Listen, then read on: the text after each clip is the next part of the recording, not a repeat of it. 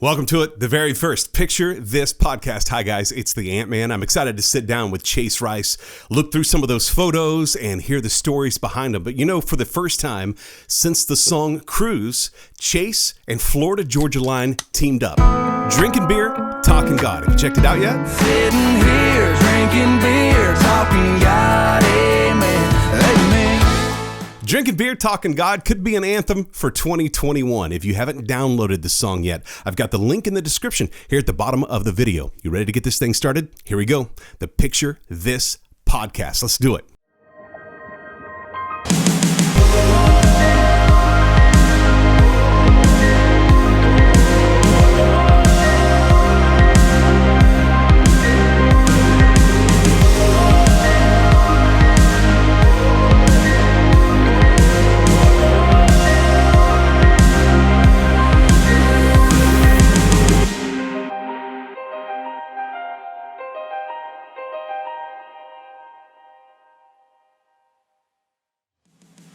Welcome to Picture This. Hi, I'm the AntMan, sitting down, drinking beer, talking God with Chase Rice. Welcome, buddy. How are you? Amen. I'm good, man. Yeah, I'm good. It's good to be home. It's good to have a fire ripping. Yeah, that time of year. It's cold in Tennessee. I haven't been here in a little bit. Woke up this morning. The only thing I wish is I do wish we got more snow here. It's like if it's going to be cold, I wish it would snow a little bit more.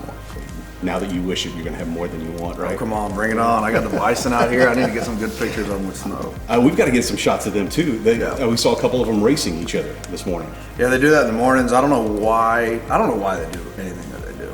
But throughout all of last year, it's obviously I didn't have a whole lot to do, so I became a bison farmer. It's kind of crazy, but it's fun. Just something you stumbled into. Yeah, I mean, I always wanted them. I always thought they'd be cool. Yeah.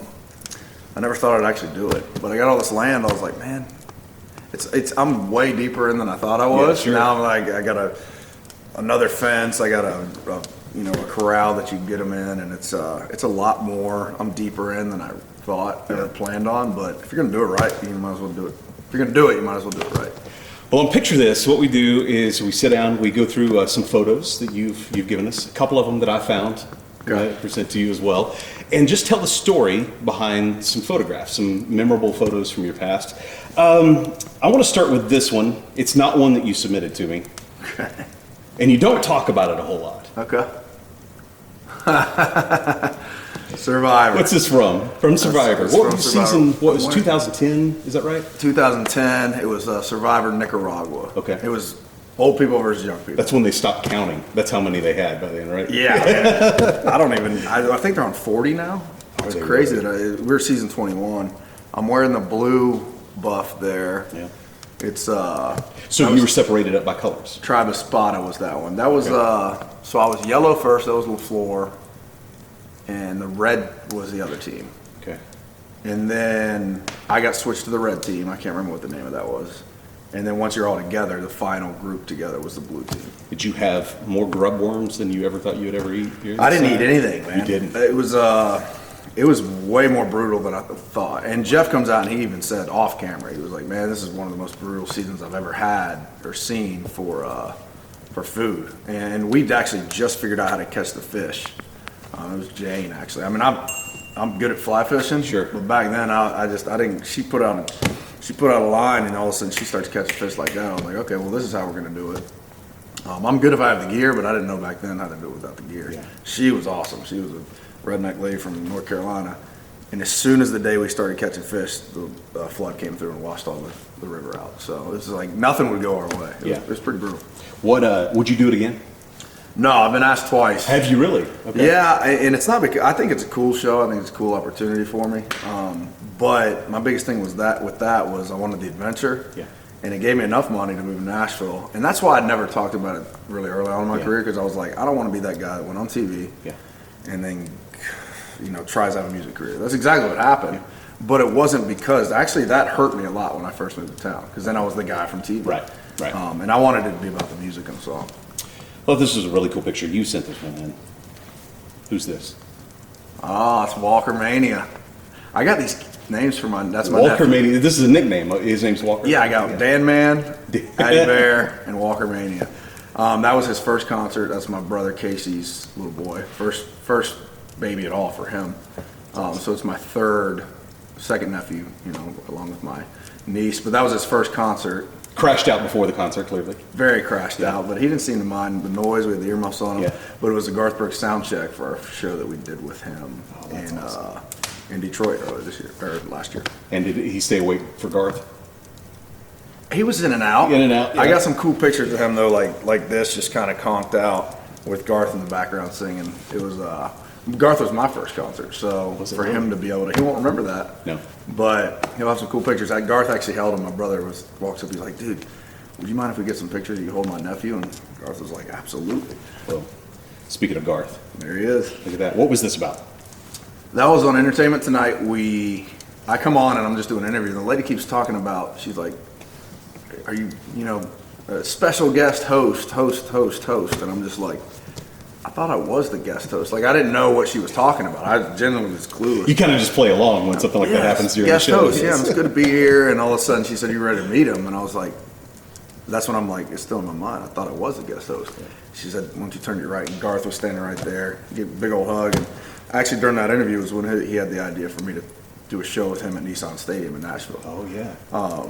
And we couldn't wait for that. He still hasn't done that. Hopefully he'll do that this year or even 2022. But he did ask me to play Detroit with him, so that's a dream come true moment. He's the artist that I was talking to him, and I asked him, and it's kind of important for the biggest country artist, really the biggest artist in our lifetime, to have opinions about new artists. Mm-hmm. And I asked him who he thought was coming up behind him to be. He said in a special that he did. Growing up, he was a George Strait wannabe. So I wondered who was in his eyes, was not a wannabe, but who was the next Garth? And he said you. That's crazy. That's I haven't heard that. Right? I didn't know that. That's huge. I got a lot of work to do, but that's a huge honor for him to say that. It's cool that he brought that up. I mean, that's insane. That's to be the next Garth. I don't think there'll ever be another one. But if I get halfway to anything he's ever done, I'll be in good company. You arm wrestle much? I feel good about arm wrestling most of the time, but not against him. Not against him. Who's this? That's Carl. Okay. Uncle Carl. He's my bus driver. This was during the summer, last summer during... when concerts were happening. Yeah, I guess that was 2019 summer. Yeah. And I don't know, we were just at a bar, and he's been my bus driver for years. He's one of my favorite people on the planet. Then when I'm not touring, I go see him at his house. He's actually built a new cabin now. I haven't seen that yet. I need to go see it. But he reminds me of my grandpa. I used to travel around with my grandpa in a motorhome when I was a kid, and that's the type of guy that I grew up around. He's tough. He doesn't care what you have to say. He doesn't care about saying the right or the wrong thing. He is who he is. And I say he doesn't care what you say. He's just one of them old school guys that he's black and white. He's very black and white. It's his way or the highway. But he's one of the best guys. That generation of people that reminds me of my grandpa and my dad, to me, is the coolest generation I've ever been around. Well, speaking of your dad, I've seen this picture several times you tweeted. Yeah. I want that to be an album cover one day. Should. That'd be awesome. So that's my dad in the 80s, and I think Jackson Hole, Wyoming. And he grew up, he loved horses. He grew up and loved horses. In Coors Light. Or Coors, I mean. He loved original. He loved original. Original Coors. Original Coors. He would drink the original Bud, probably Bud Heavy. Yeah. He was a Bud Heavy sure. guy. And I never really got to drink with him, which is why this is probably my favorite picture, because plus he just looks like a badass. He does. I mean, look at him. He does. If that's not an album cover, then I'm wrong. He's a man's man. He's a man's man, just like I was just talking about with Uncle Carl. But yeah, he was the best dad I could have ever asked for. He never missed games. He was always there for me. And I've missed a lot of things that I wish could have happened in my lifetime. But I learned a lot from him in 22 years. That's you and him? That's me and him. Yeah. That's really cool. And that's what I always say to people. It's like I got more out of him Yeah. in 22 years than a lot of people get from their dads in a lifetime. Yeah. So I won't complain. Yeah. That's maybe you get one of those mustache. You grow that. I had the mustache a lot of 2020 during quarantine. I used to get bored. But you're not out anywhere then. No, you're not seen, but I was still all over social media with and I look back on it, I'm like, damn, I lived almost an entire year with a mustache. That's pretty, it would make him proud, but. Does it count though? if it wasn't a normal year, Nah. living a You can do whatever you want in 2020. Exactly.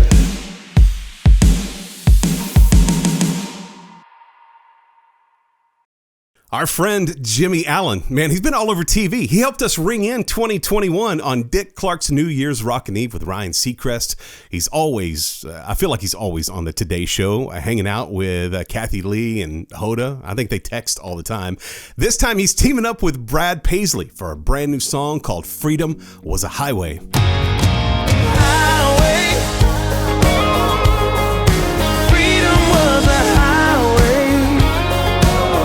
Make sure you go check out the brand new song, download it, from Jimmy Allen and Brad Paisley. Freedom Was a Highway. I put the link to it in the description here at the bottom of the video.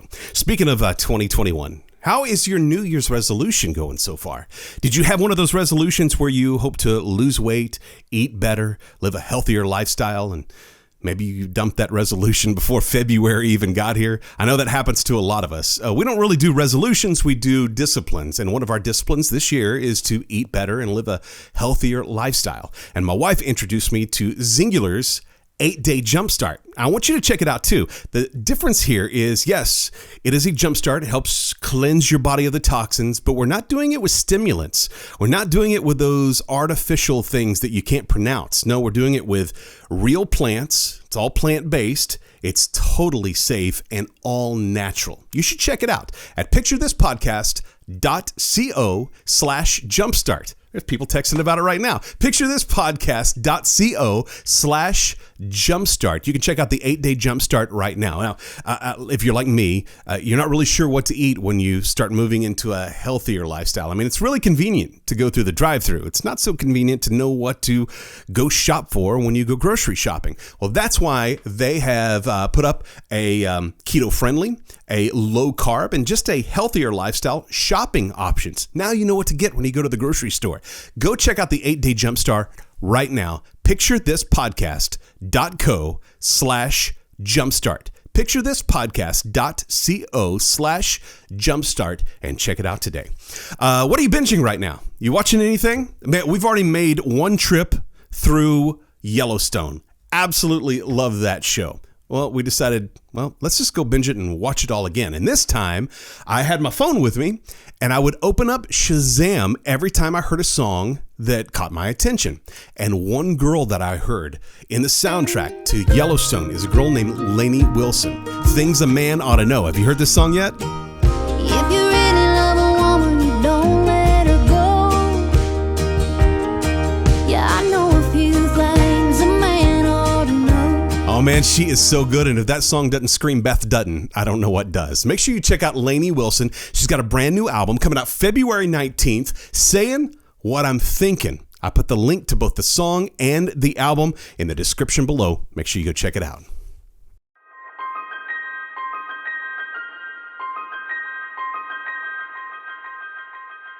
You and the boys. That's me. Brian's on my right, Yeah. and Tyler's on my left.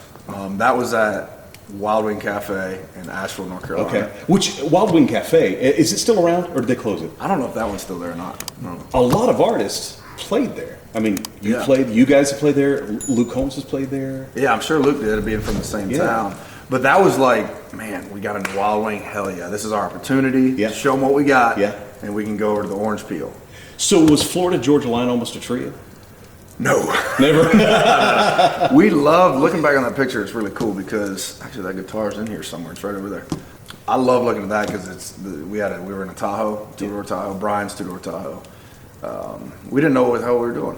We were writing songs together because nobody else would give us a chance. And then Brian and Tyler started getting more opportunities just because they've been in town longer than me, and they were just flat out better than me. So once they started taking off and getting opportunities from publishing and all these other people in town who could help them, that stopped happening, which is us being on stage together. And we were singing to family and friends. That was it. Yeah, sure. There's no fans at that show. A We didn't couple, have it fans. probably was with 50 Cent Wing Night, right? Absolutely. we might have made a couple that night, Sure, but yeah. it wasn't full. Does Tyler look a little bit like Lee Bryce here? He looks exactly like Lee Bryce. Little Lee Wow, Bryce, I right? didn't even think about that. All of us have gotten our lives together so much more since then. But that's the coolest part about that. green. We didn't know what the hell we were doing. We were just writing songs that we loved, that we believed in, that we did together, singing to family and friends, singing to nobody.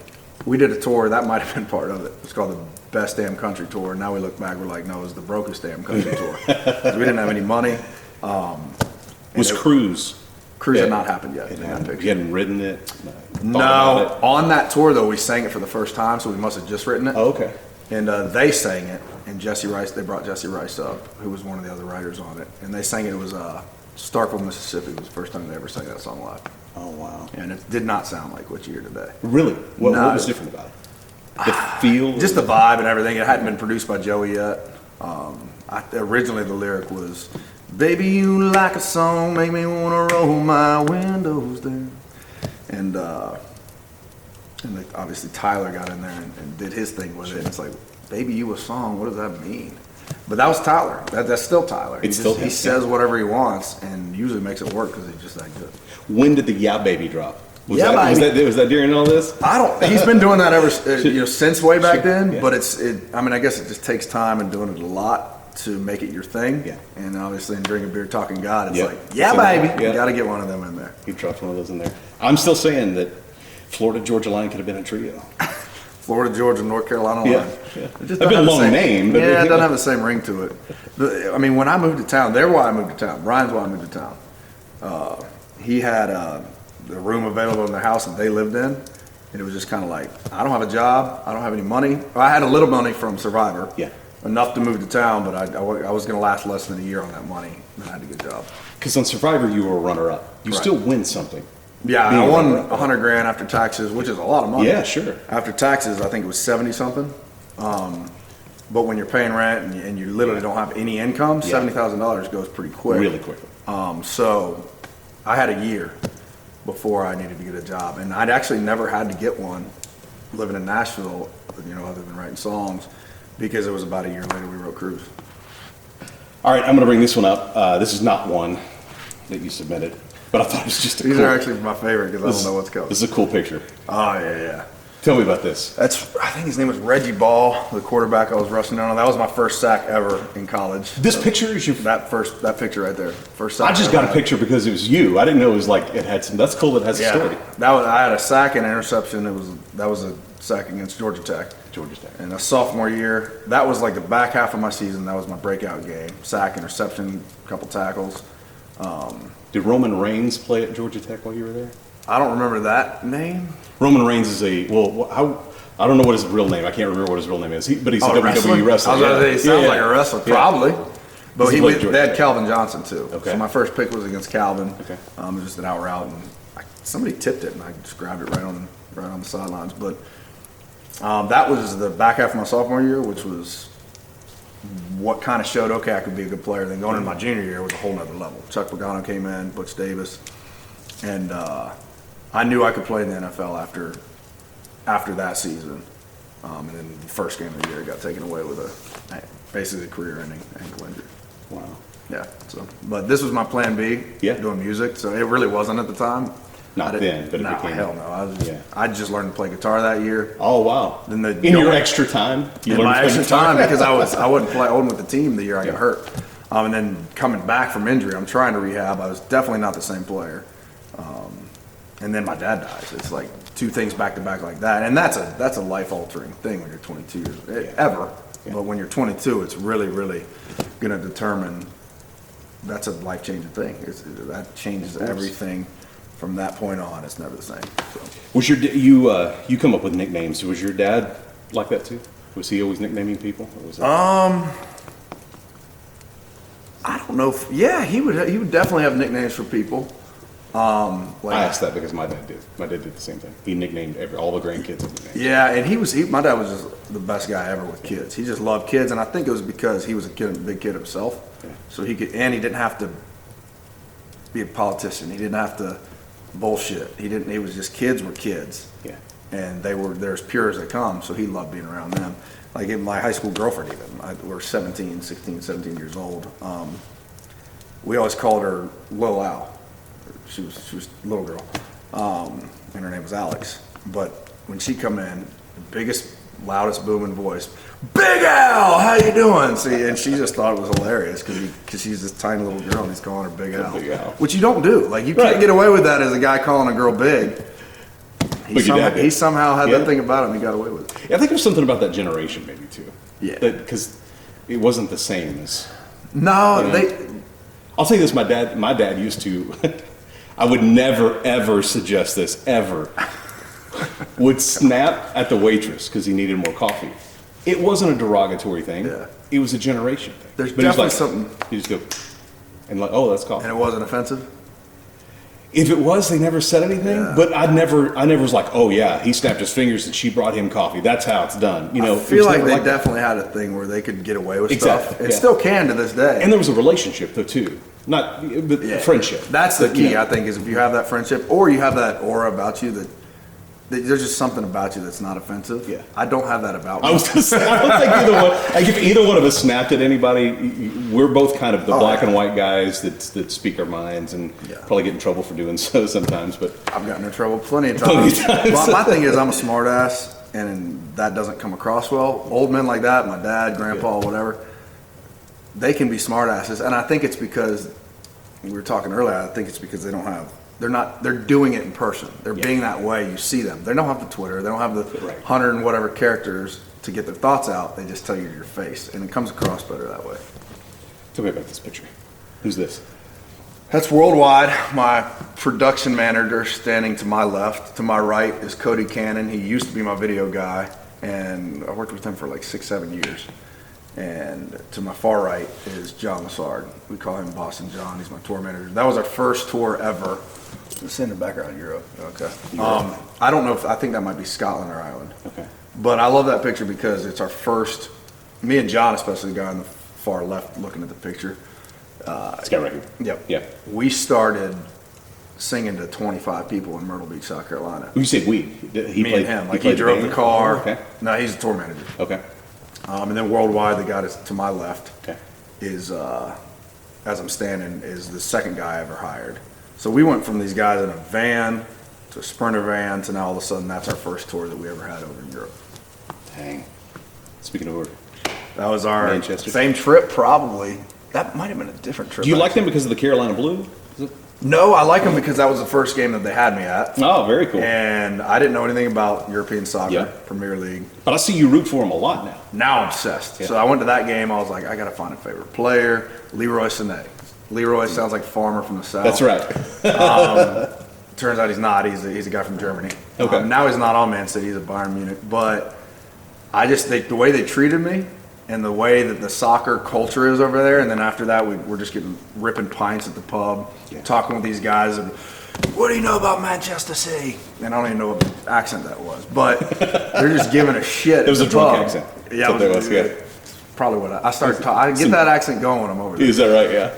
But then just the way the guys were, the older men at the bars and the pubs, and giving me the history of Man City, and I was so interested because I'd just seen the game. They beat Arsenal 3-0 that game, and that was my first experience in Premier League soccer, and I've been all in ever since. It's really interesting, obviously, us growing up in America, but to see their love for their football like we have love for our football, and they're completely different, especially the scores. Oh, you yeah. know? Well, 3-0, it can be that exciting. It was awesome. You know? Or 3-0, I'm sorry. And that year, I got lucky because that year I got introduced to them by the guy at the airport. It's just like, oh, Manchester City's playing some of the best football I've ever seen right now. Right. And then all of a sudden I go to the game, they win 3-0. Leroy, I think, might have scored a goal that game. Or Sergio Aguero had a hat trick, I can't remember. But I don't have an NFL team over here. So they kind of, people are like, who's your football team? I'm like, Man City. They're like, what? Who's that? So Man City's my squad, though. Boy, I want to say a big thank you to our friends at Broken Bow Records for sponsoring our very first Picture This podcast. I want to introduce you to a couple of new artists. One you might know if you've been on TikTok a lot, because a lot of people have played this song called My Boy. His name is LV Shane. Check this out. He ain't my blood, but he's my boy. Oh man, the song is so good. If you haven't downloaded it yet, I've got the link here at the bottom of the video in the description. Also, a family, a trio, they're called Track 45. Their song is called Met Me Now. If you would let me now,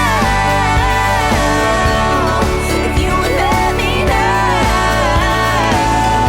now. New trio, Track 45, Met Me Now, and LV Shane, My Boy. You can download them both at the description here at the bottom of the video.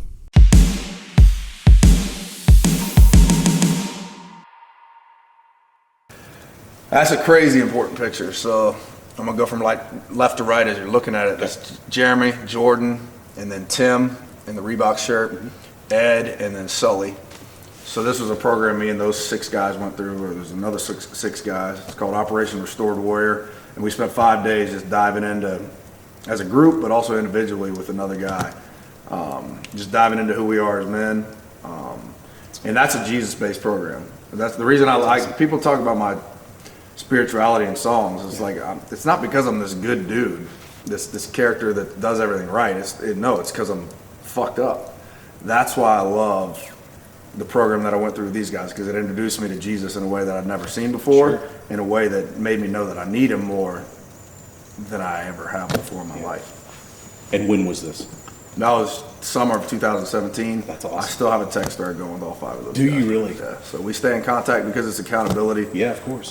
For us as men, and we need that. Absolutely. That's huge. What do you think you took away the most from that? Like I said, just a relationship with God, a relationship with Jesus. A different one than you had before? Different. I understood it. Yeah. I had one, but now I had it in a way after that was like, okay, I get it that I'm screwed up. I get it that I'm never going to fix that, but he can, and that's the coolest part about it is, I mean, if you look at me, if you look at my track record, I'm nowhere close to perfect. I'm one of the most screwed up guys on the planet when it comes down to the things that I've done and how I've even treated my life. But that's what I learned from that one, was that I don't have to try anymore, that forgiveness is there for me. Well, I noticed in the picture too, you have on the heads down, eyes up. Yep. Where did that come from? Head down, eyes up was football. Was it?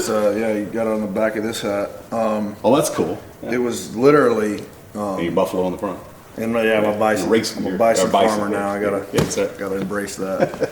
No, it's from football. My head was down, my eyes were up. I was kind of just looking at myself in the mirror while I was rehabbing, and it was just saying, I was just like, oh, damn, I look pissed. I was determined. Head down, eyes up, keep going. And then my thing for that was put on the blinders. Like right now, you're getting kicked while you're down. Your team's losing. You're not even a part of it. You're not helping the team at all. And forget about that. Forget about the people who are telling you you're sorry.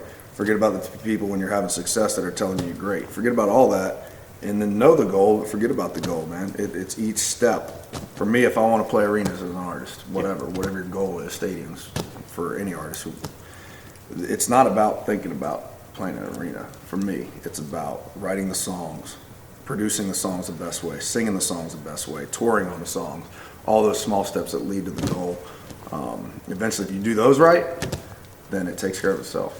How did it turn in from that into t-shirts and hats? Yeah. So I actually wrote it on a hat. Wrote that exact logo. Oh, did you really? On a hat that my buddy from high school, Lance, drew that up. Oh, that's I was like, cool. hey man, can you write up a logo? He gets like $1 for every hat now. So. He doesn't get it. I paid him like $100 or something. Do the logo, yeah. But he's a good buddy. So, That's awesome.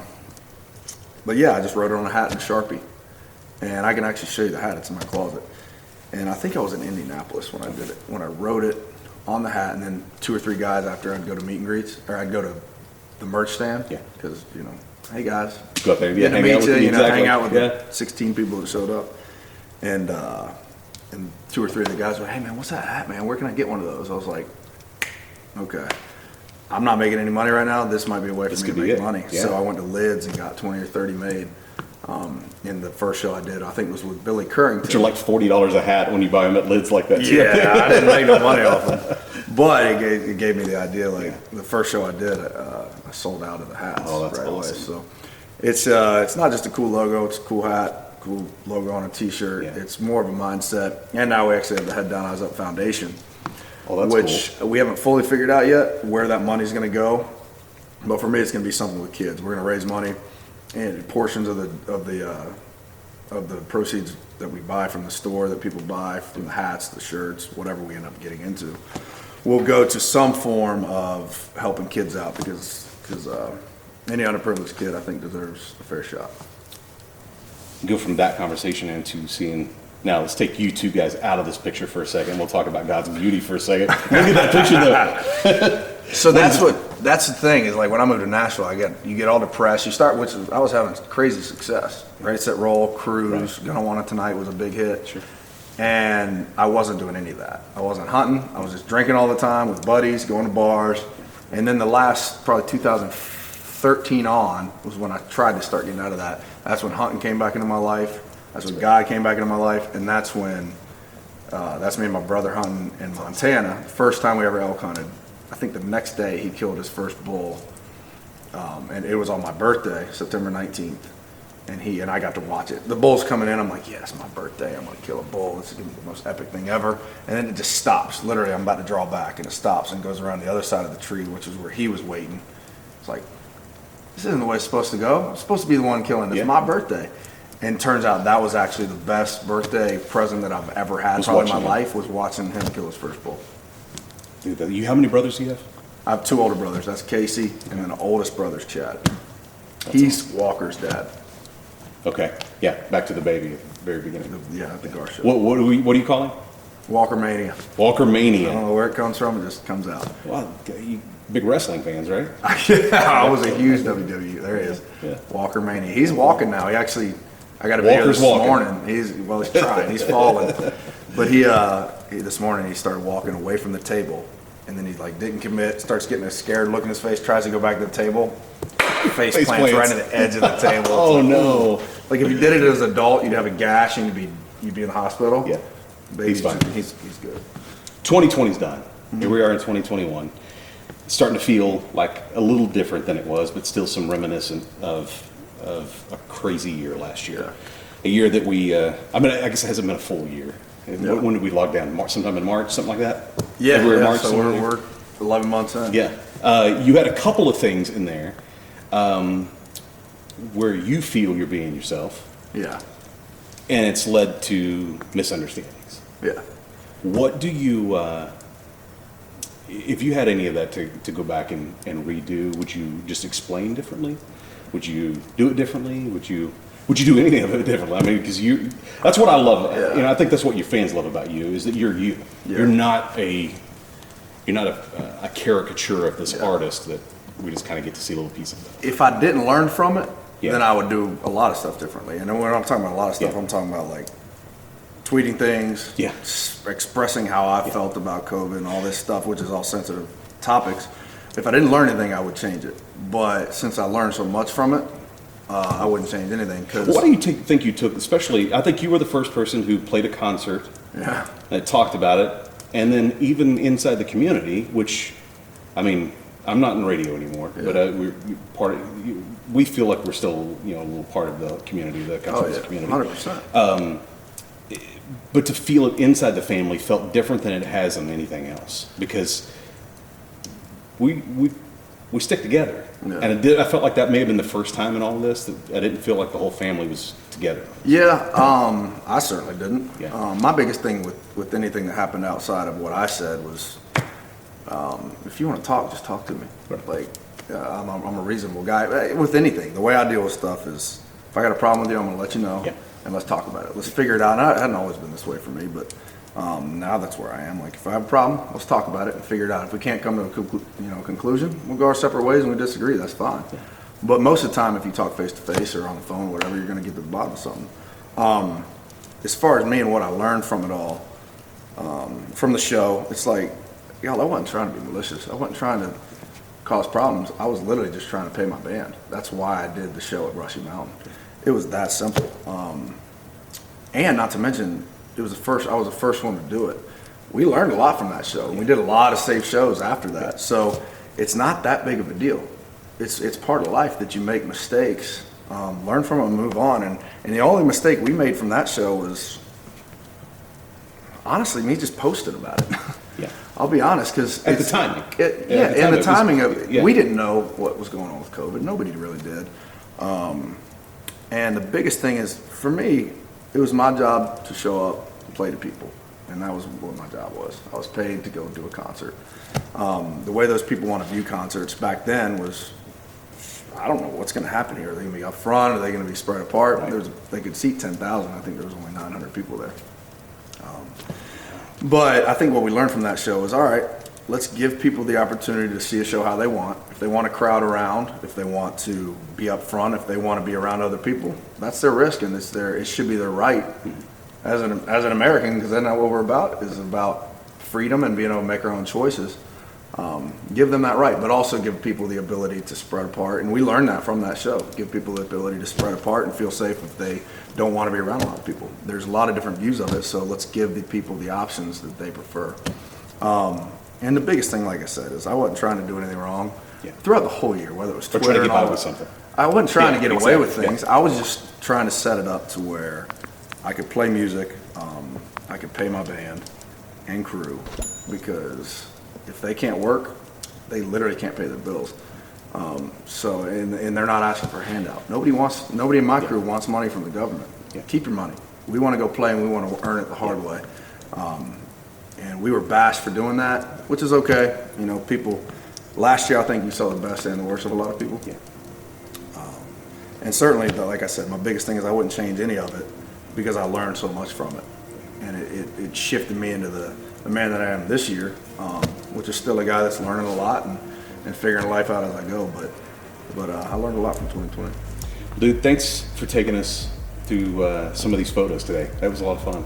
Yeah, that Some was really fun. cool I've ones. never seen it like this, because it takes you back to a place, it takes you back to a time. And a lot of those, you know, like I said, Walker at Garth, a lot of that stuff was from last year. And I don't think it was a brutal year for a lot of people. But I think moving forward, even into this year, it's like we can take a lot of what we learned and let's keep going into 2021 and do things the right way. And for me, the right way, which I'm excited about with Drinking Beer Talking God, with the new album that I'm piecing together. I'm excited about the music.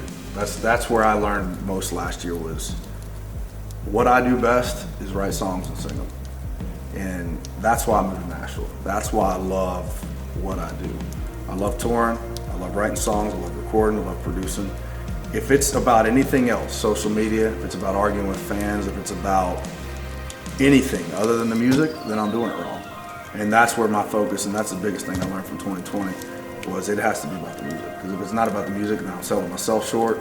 And if I have a blessing, or if I'm blessed to be able to do that, then that's what I need to focus on. That's awesome. Well, good luck in 2021 here and the new year, that it is about the music and about a lot of success for you. Yeah, appreciate that. Yeah, of course. On our next episode of the Picture This podcast, I sit down with Dustin Lynch. Yeah, this is the induction night. She surprised me that night. I remember Garth Brooks coming out for Carrie Underwood. I was there for her induction night, and it was just an amazing moment. So when Reba turned the corner, I could not believe it. Like, freaking Reba McEntire decides that she wants to take the time out of her life and busy schedule to come do that for me and my family. It was really neat.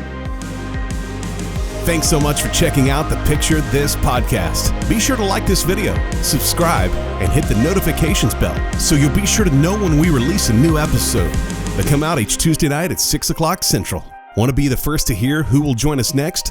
Follow us on Instagram and Facebook at picturethispodcast.co. Hey, it's the AntMan, and we'll see you next time on the Picture This podcast.